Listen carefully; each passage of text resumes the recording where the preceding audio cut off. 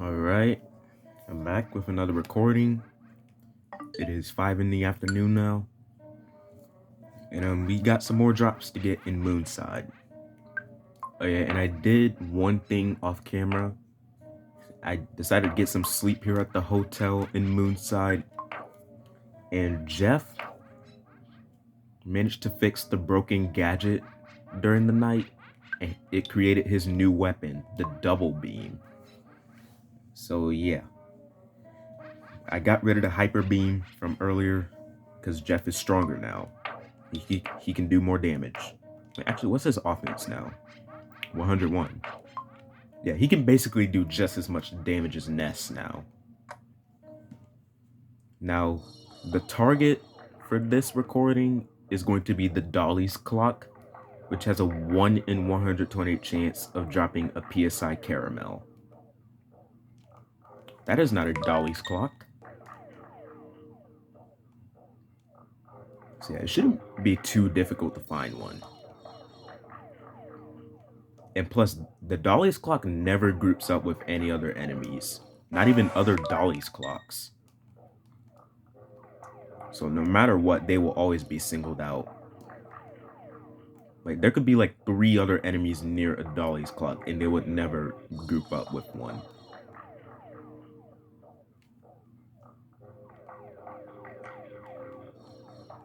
Okay, so far I'm not really seeing a lot of Dolly's clocks, which is kind of a problem because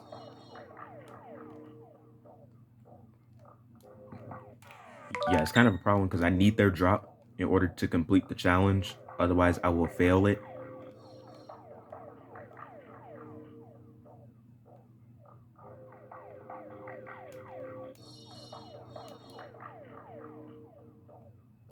Oh, there's one. Come here. Now, come here. Come here. I'm right here. Yeah.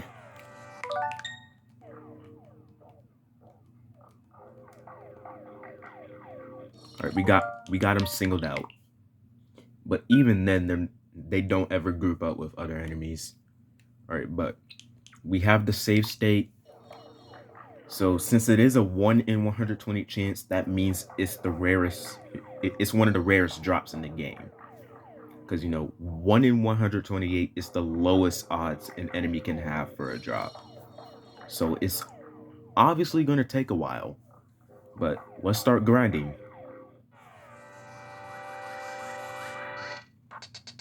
Now the Dolly's clock is supposed to be inspired by that one painting where the clocks are like melting or something. And if I'm being completely honest, I don't know what that painting is called, but I know what it looks like. Yeah, that's what the Dolly's clock is supposed to be based off of. That painting with the melting clocks.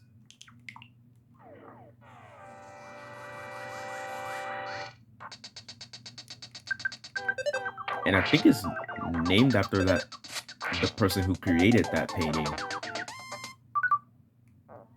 But other than that, the Dolly's clock really isn't bad at all to fight. It's probably the easiest enemy to deal with. Well, the Dolly's clock and the abstract art are easy to deal with. But the Dolly's clocks are incredibly weak, so they only take like 3 hits to kill. And the way they attack you is that they freeze you in time. And when it freezes time, it does a little bit of damage to the party members, and then the time will start again. And if you really think about it, the Dolly's clock is the most broken enemy in the game. It can freeze time. Yes, time itself whenever it feels like it. Like, honestly, if the Dolly's clock just froze us in time forever, we would never be able to fight the evil Manny Manny statue. We would never be able to rescue Paula. and we will never be able to fight Gygus and save the universe. Well, Gygus will be frozen too, but still.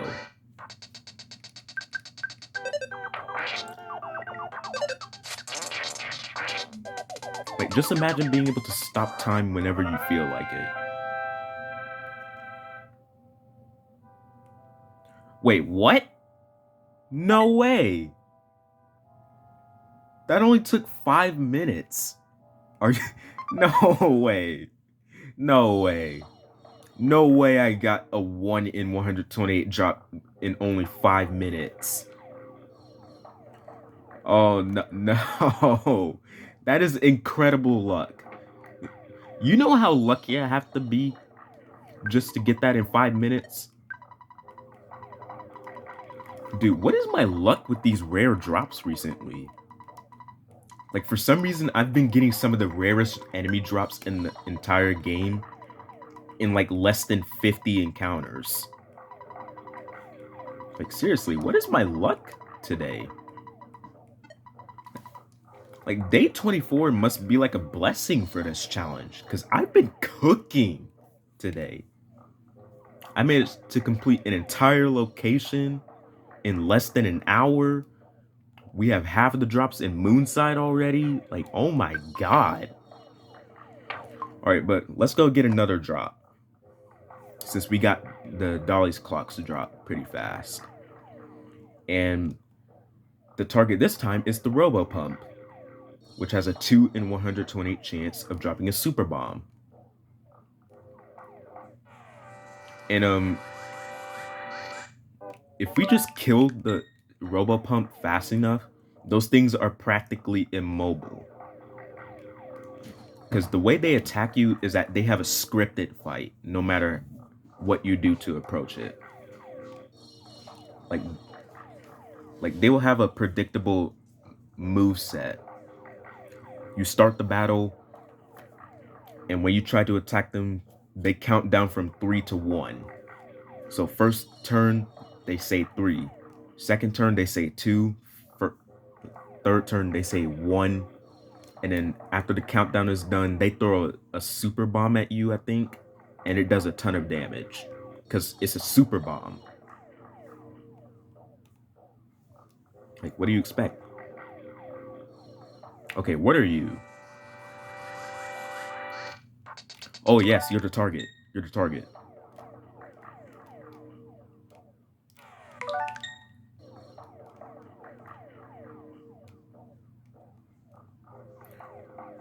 Alright. Wait, actually, I have to test this out. Okay, no enemies are trying to group up. But yeah, the Robo Pumps are really easy to kill, because they are practically immobile. And most of the times, you'll be able to kill them before they even get the chance to throw a super bomb at you. But we have the Robo Pump singled out. We have the save state. Now, surely this time it will take a while, because for some reason I've been on a luck streak today.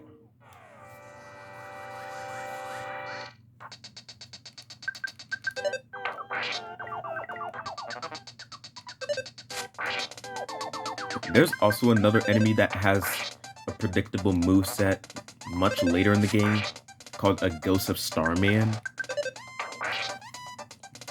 And they act similarly to the Robo Pump, except on the first turn, they will always attack you by using PSI Starstorm Alpha. And then after that, they count down to 3 to 1.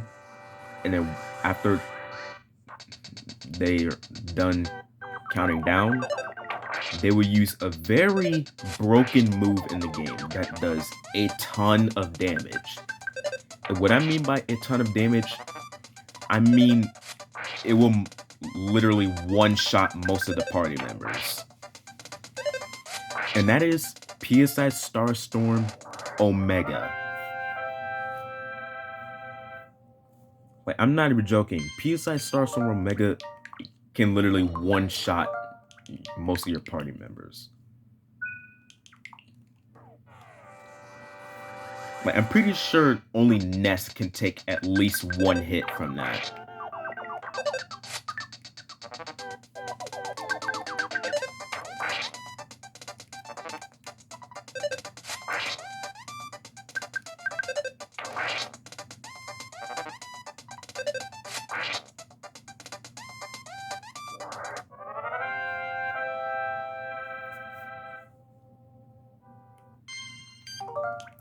Alright, so since Ness levels up at the end of the battle to level 39, we have to wait for the words "the enemy left a present" to appear. Because when you're in a battle,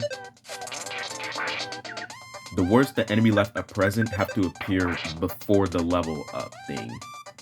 That's how you know you get the drop.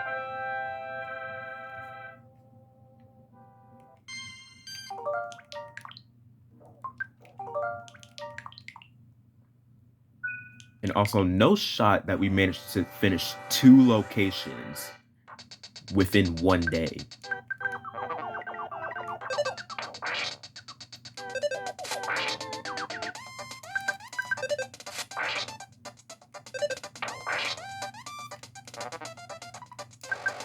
But yeah, grinding for the Robo-Pumps drop should be really easy. Because as long as we kill them fast enough, they can't attack us ever.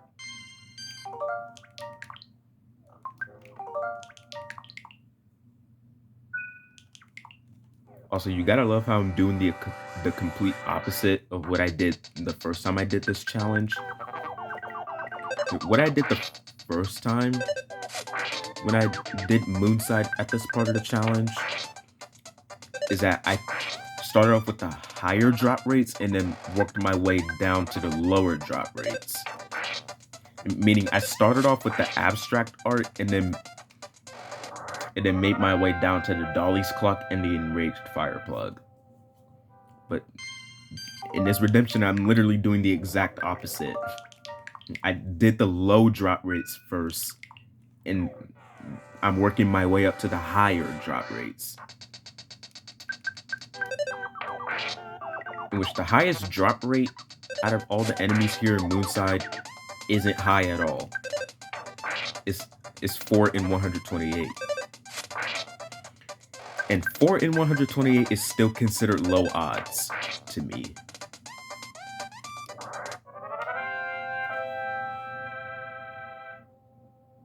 You know, if I'm being honest, I expected Moonside to turn out the way it did the first time I did this challenge, where it was just absolute suffering.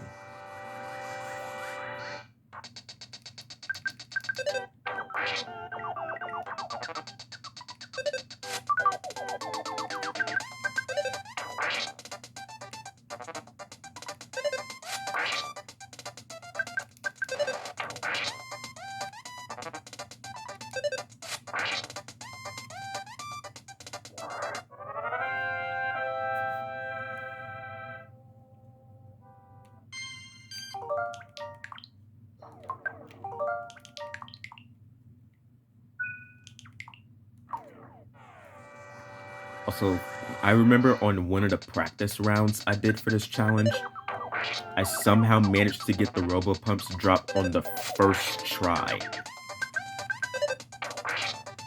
You know how incredibly lucky you have to be to get a drop this low of odds on the first try? Like, seriously, you have to have insane amounts of luck to get a 2 in 128 drop on the first try.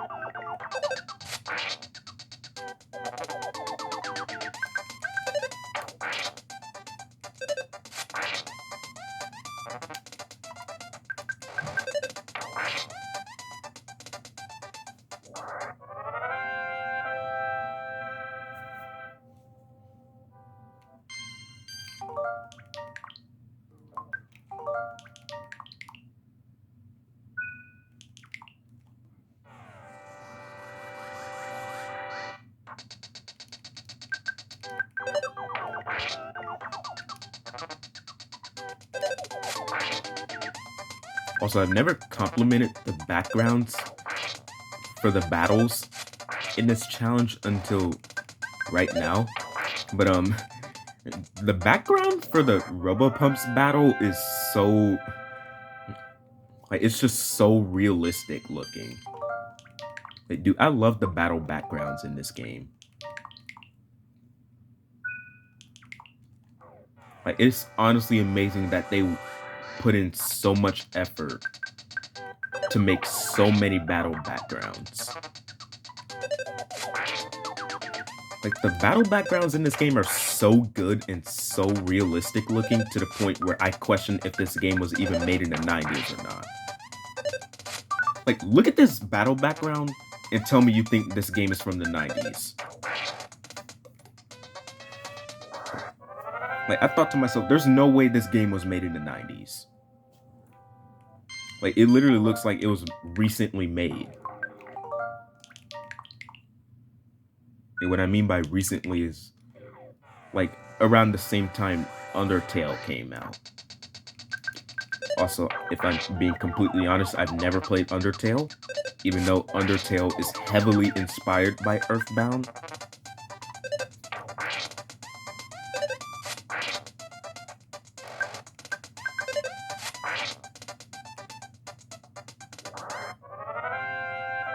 And that's honestly cool that someone would make a game based off of one of their favorite games.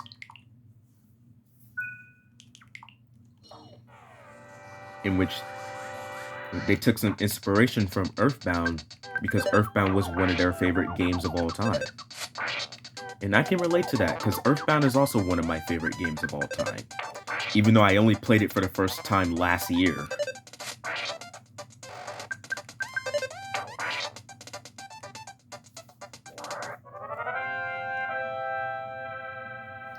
And I've become such a huge fan of EarthBound ever since the first time I played that game. To the point where I have over 999 hours in this game. No, I'm not joking. I actually have over 900 hours on this game alone.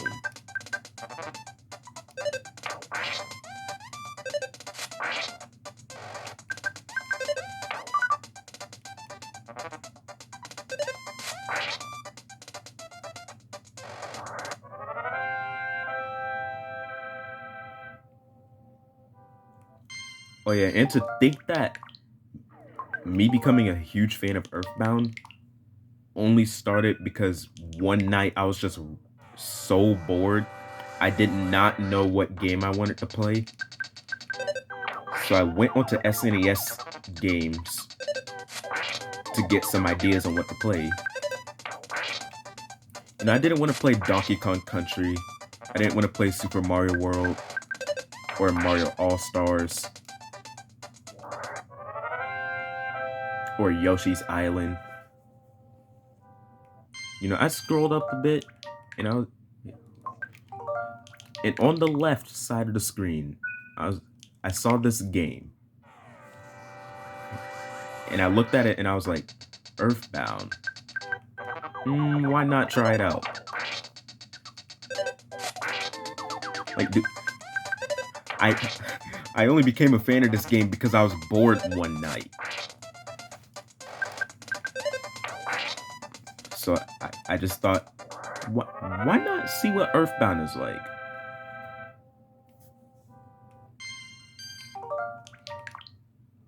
And at the start of the game, I was like, okay, this is just a ripoff Pokemon. In which I've also never played Pokemon before.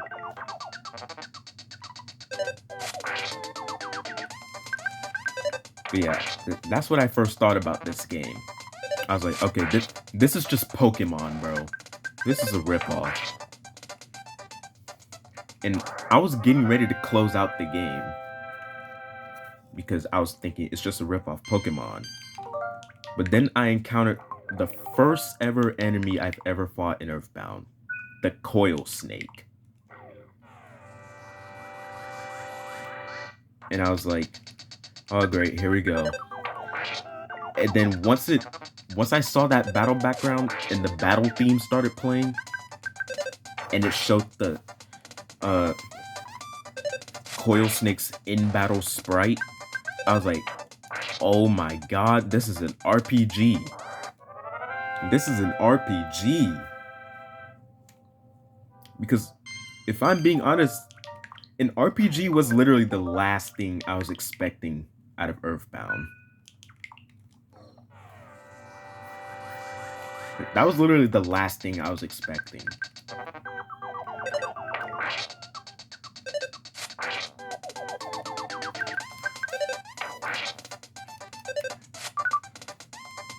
Like, dude, as soon as I heard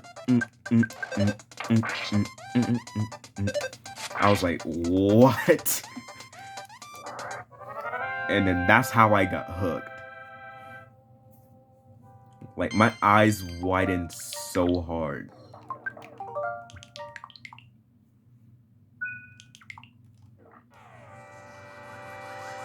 That's probably the widest I've had my eyes in a while.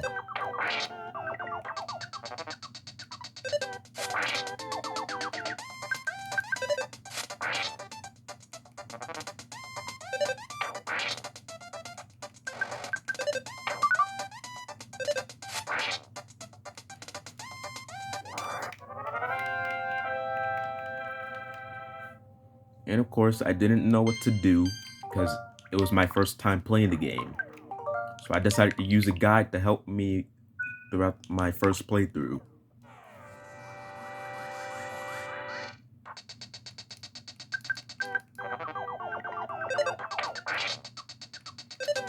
You know, and then I fought Starman Jr., the first boss of the game. In which, if I'm being completely honest, it wasn't until after my first playthrough was over that I found out that Starman Jr. was actually a boss.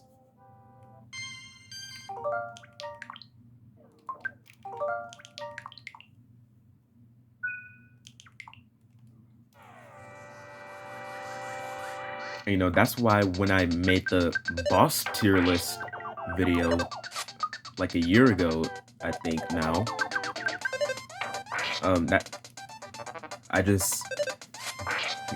I thought some of the easiest bosses in the game to me now were like super difficult for me to fight.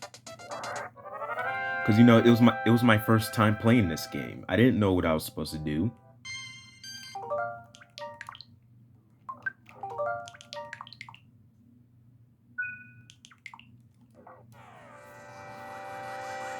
Like I said Mondo Mole was one of the hardest bosses in the game.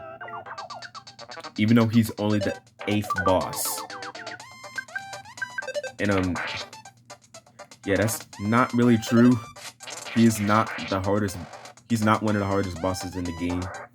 And that's because I didn't know you could paralyze him to stop him from attacking you.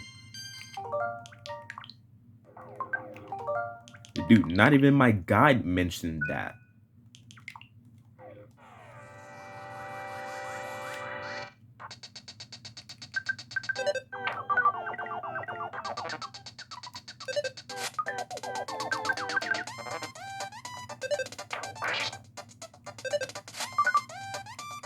But understandably, the hardest boss in the game for my first playthrough was the Diamond Dog. Like, dude, everyone that has played EarthBound knows how difficult Diamond Dog is. Like Diamond Dog has an insane amount of HP, and he is so strong too. Oh yeah, and he has this little ability called diamondizing a party member, in which if a party member gets diamondized in this game, they just instantly die. Yeah, I'm not even joking. You just instantly die. It doesn't matter how much HP you have. You just die.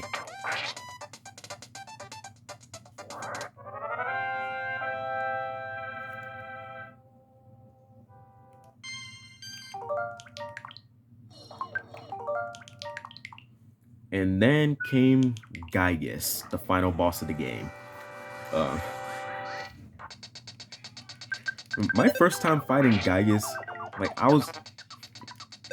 if I'm being completely honest, I thought the guy on the box art for EarthBound was Gygus. You know, I thought he was gonna be like the king of the Starmen. But nope, the guy on the box art, it turns out that's just a regular enemy called a Final Starman, which you find in the final dungeon of the game.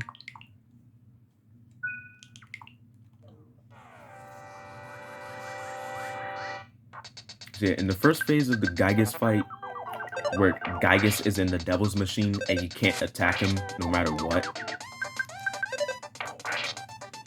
and it has heavily armed Porky.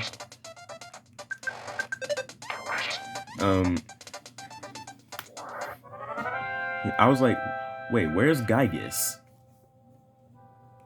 Like, aren't I supposed to be fighting Gygus? You know, I was so confused to the point where I even started thinking Porky was Gygus, and that he was some very evil mastermind, and tricked me the whole game, and it turned out he was Gygus the whole time. No, that's not the case.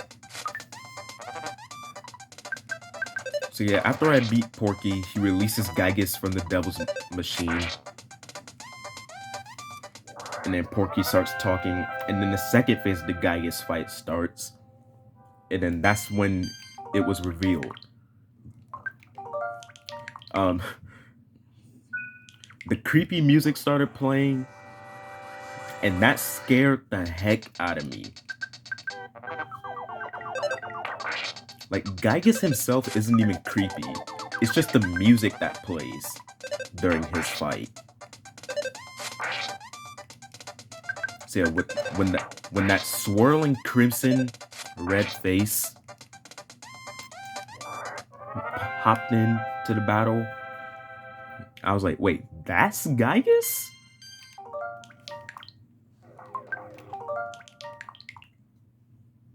Like, I'm pretty sure that was most people's reaction when they first fought Gygus.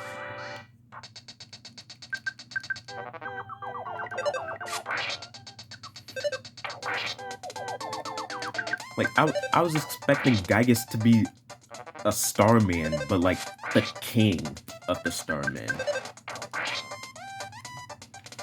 But nope, it turns out he's just a swirling red crimson face.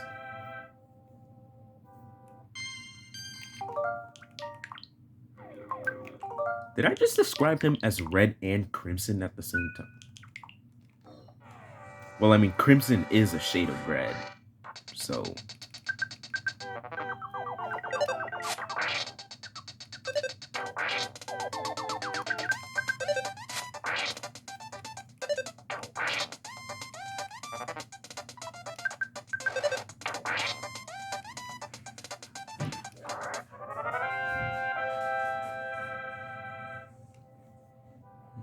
And then it just got weirder.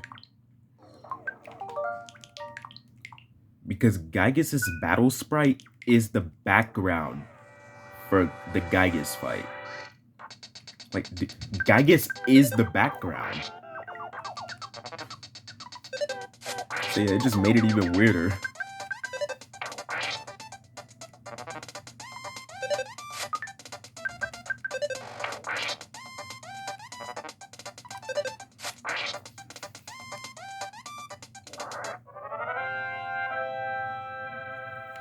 But yeah, to think I only became a fan of this game because I was just bored one night.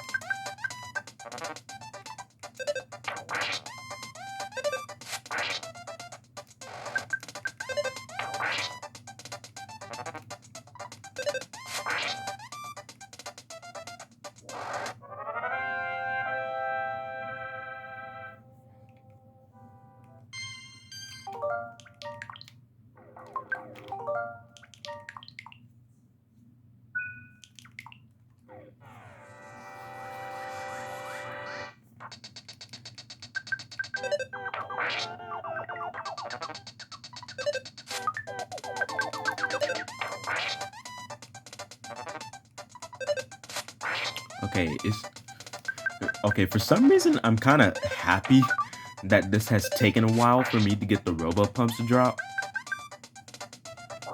because, like, for some reason, I've just been on a massive luck streak today.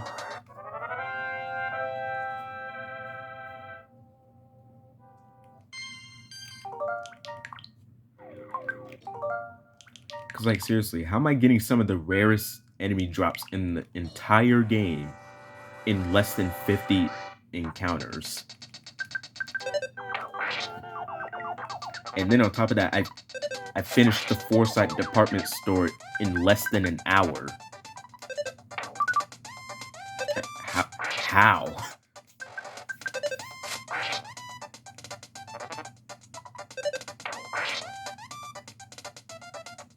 You know, the Force, it was like that the first time I did this challenge, too. You know, where I expected the Foresight department store to take, like, at the most 3 days or something like that. But nope, I ended up finishing the Foresight department store in just 1 day. But in this prediction, I somehow did it even faster. I did the Foresight department store in just less than an hour.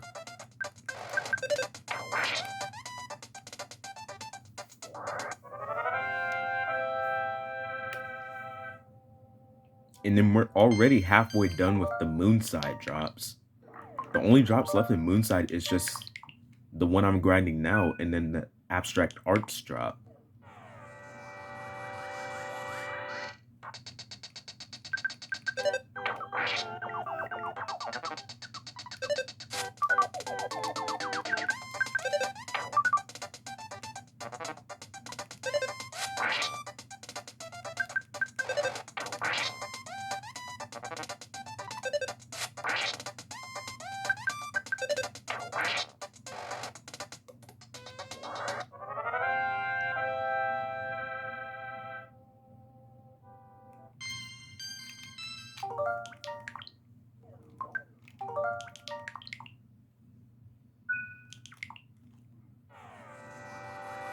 Okay, so we are 34 minutes into the recording.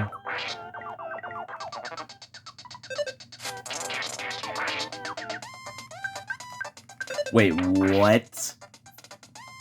Ness just did 311 damage with a smash hit. And that didn't kill the Robopump. Bro, is the Robopump a tank or something? Well, it is a gas pump. So, obviously, it is a tank, but you know what I mean.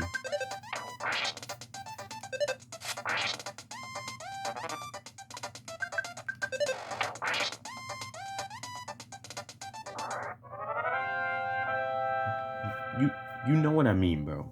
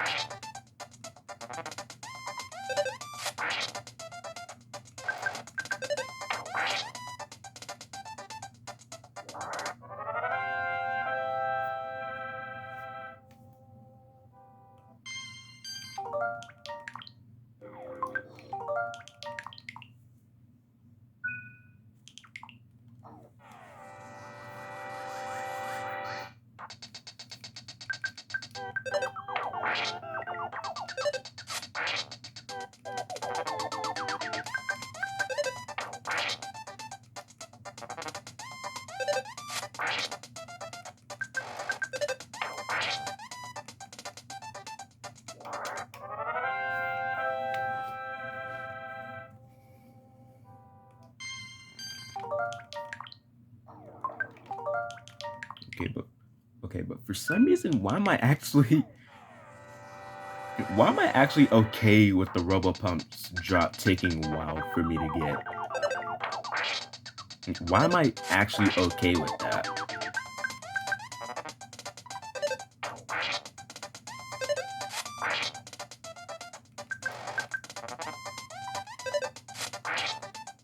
Because again, these are some of the hardest drops to get in the whole game.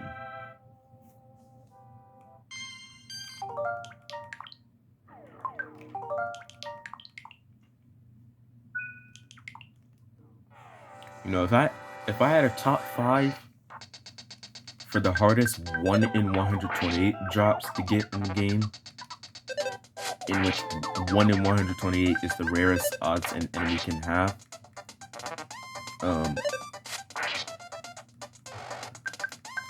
for number 1, the hardest drop to get in the entirety of EarthBound, I would say definitely belongs to the Major Psychic Psycho. And some people might say, wait, what? The Major Psychic Psycho? Because, you know, for other people, it's the Manly Fish's brother that has the hardest drop. And the reason why is because the Manly Fish's brother usually groups up with a Manly Fish, which basically doubles the odds of their drop happening, making it even harder to get. And then on top of that, the Manly Fish's brother is an already rare enemy.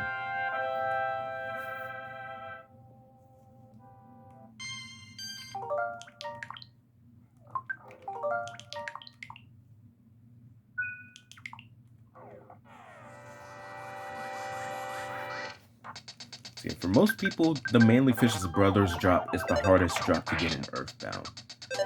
But the reason why I don't classify it as the hardest is because it's easier to single out a Manly Fish's brother. But with the Major Psychic Psycho,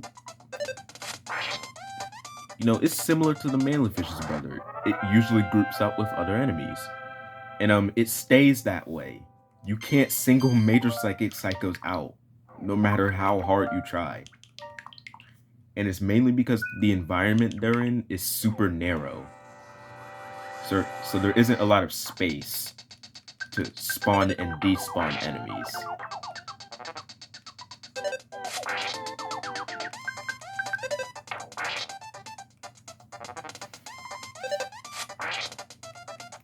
A solid number 2 would definitely be the Ghost of Starman's drop, which is an item called a Goddess Ribbon, in which the Goddess Ribbon is Paula's ultimate defense item, and it just increases her luck, I think. And that's pretty much it. But the thing with the Goddess Ribbon is that it can easily be replaced with the Saturn Ribbon, which is not only a free item. Well, the Goddess Ribbon is also free, but the Saturn Ribbon increases Paula's luck, and the Goddess Ribbon doesn't, at least from what I can remember.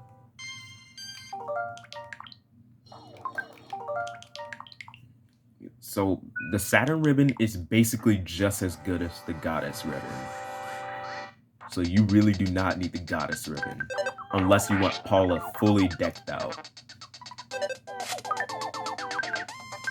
And the reason why I think the Ghost of Starman is number 2 is because holy crap, they are so difficult to fight. And then on top of that, they usually group up with other enemies. So yeah, have fun trying to get the Goddess Ribbon.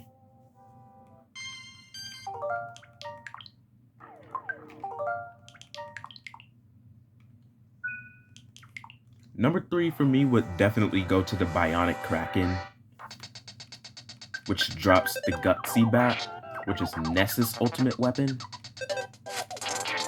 And what the Gutsy Bat does is that once Ness equips it, it increases his gut stat by over 150 points, I think. Something like that. Which allows him to get more smash hits. because the way smash hits work is your gut stat. You know, obviously the higher your guts, the more often you'll get smash hits.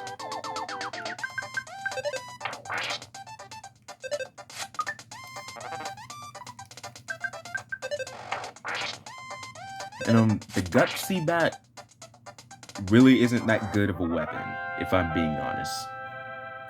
And the reason why is because the Gutsy Bat is so missable. Well, really all of the 1 in 128 items, especially the ultimate equipment items, are very missable because they're not required to beat the game. They're entirely optional. But I think the Bionic Kraken has the most missable drop in the whole game. And that's because you can only find the Bionic Kraken in the final dungeon of the game. And the Bionic Kraken is a rare enemy, so they don't really spawn that often.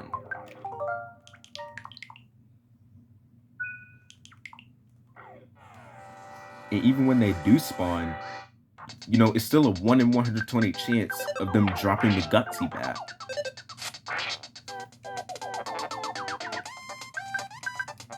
Like, imagine just running around the final dungeon for like 10 minutes trying to get a Bionic Kraken to spawn. You finally get it to spawn, fight it, and then find out you don't get the Gutsy Bat. Like, that is just painful to just think about. Well, unless you use save states, like, it's just the most missable drop in the whole game. And it's not even useful. Because by the time you get the Gutsy Bat, there's nothing to use the Gutsy Bat on. And you might be saying, just use it on Gygus. Since at the end of the dungeon, you fight Gygus. Well, here's the thing with Gygus. You're not supposed to use physical attacks on him. And that's because if you do try to use physical attacks, he'll just heal back to full HP every time.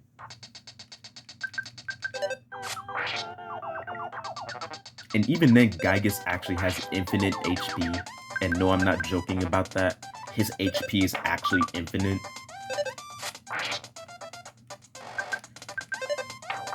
So, yeah. There's nothing to use the Gutsy Bat on by the time you get it.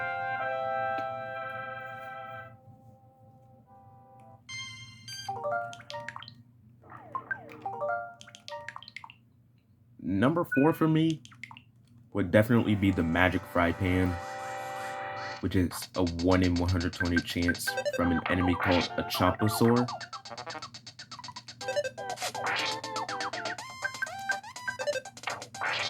And the Magic Fry Pan is Paula's ultimate weapon.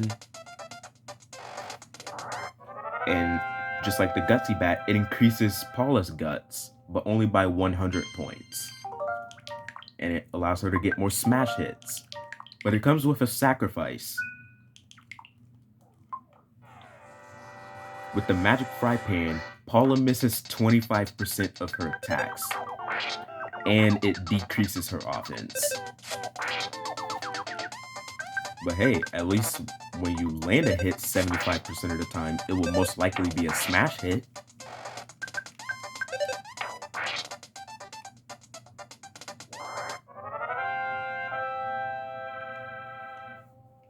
But the thing is with the Magic Fry Pan is that there's somehow a weapon better than the ultimate weapon. How is that even possible? Why is there a weapon better than the ultimate weapon?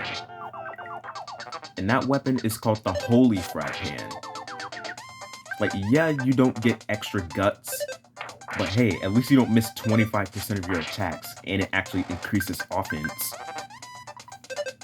So the Holy Fry Pan for Paula is basically, if not better, than... It's probably better than the Magic Fry Pan. But then again, the magic fry pan is completely optional. You don't need it to beat the game. And then obviously number 5 is going to be the Sword of Kings,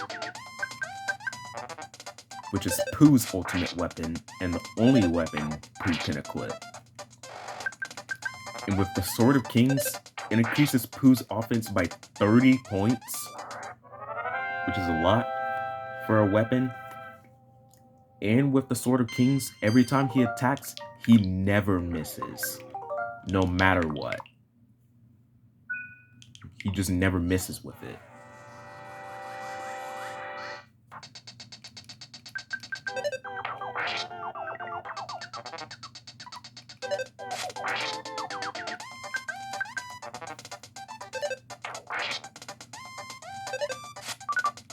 And the Sword of Kings is definitely the easiest ultimate equipment item to grind for out of all the ultimate equipment items.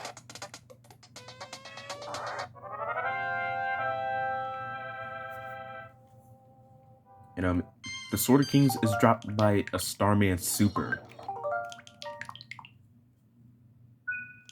And the Sword of Kings is definitely the most well-known drop in the entire game. Because in the EarthBound Player's Guide, the guide encourages you to try your chances with the Starman Super to try and get the Sword of Kings.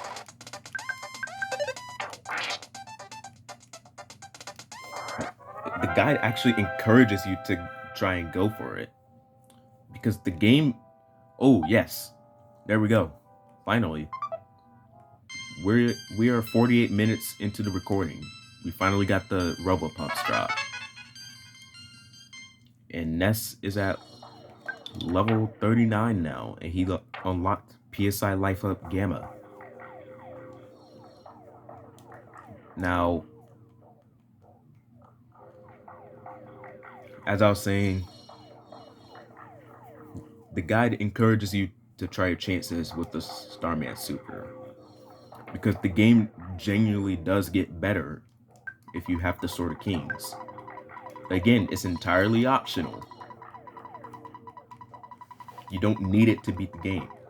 But would it be better? Yeah, it would be.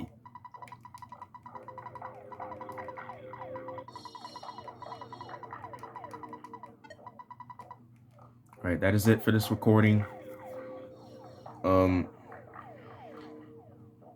We have 3 out of the 4 drops here in Moonside already. Meaning in the next recording, we have to get the very last drop in Moonside, and then we can finally fight the boss.